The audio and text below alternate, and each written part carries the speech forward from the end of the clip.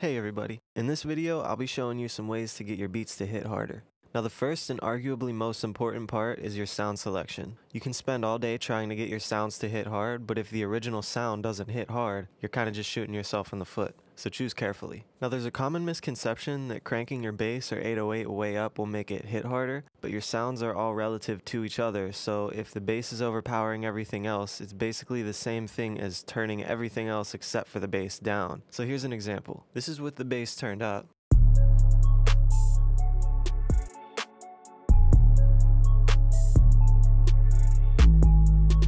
And this is with the bass turned down just below the kick.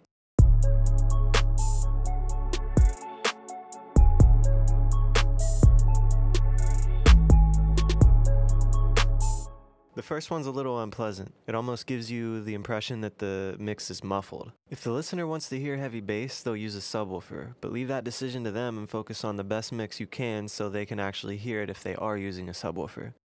A lot of people like to throw a heavy compressor on the kick and then call it a day because it sounds punchier, but this sacrifices a lot of the good qualities and can smash the life out of the low frequencies. A way around this is using something called parallel compression. This way you can keep the original sound and duplicate another over top of it. The duplicated signal is the one that you'll be compressing, so then you just have a compressed kick mixed with the original. Here's how to set it up.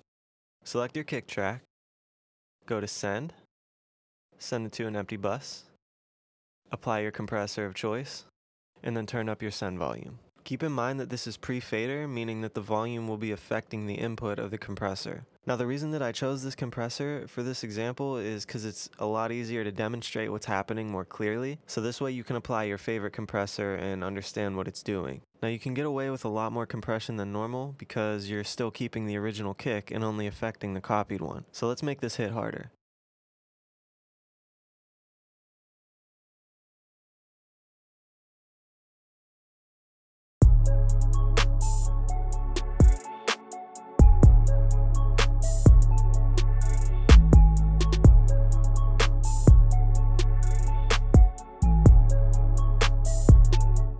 Once you have the sound that you're looking for, you can start messing with the gain in here. Now, like I said before, if you turn this up or down, it's going to affect the input, which will change the amount of compression. So it's better just to use the gain knob in the compressor that you're using.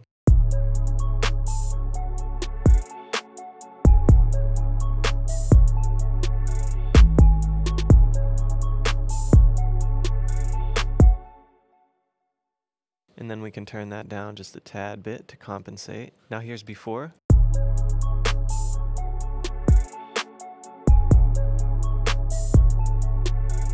And after.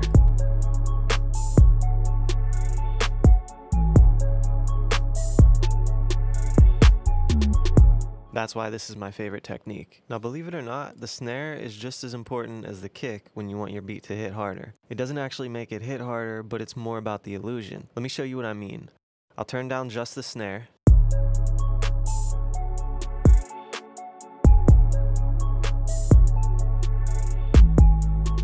Now let's turn it back up to where it was and listen to the difference.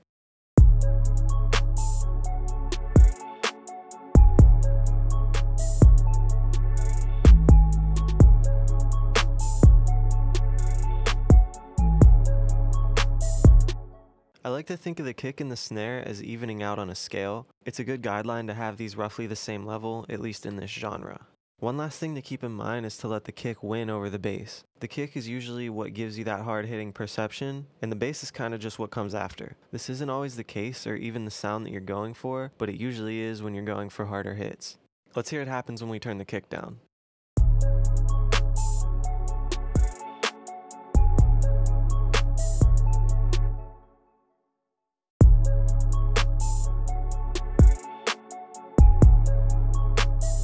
So now that we've gone over my favorite tips, I hope you're able to put them to use and get your beats banging how you want them to.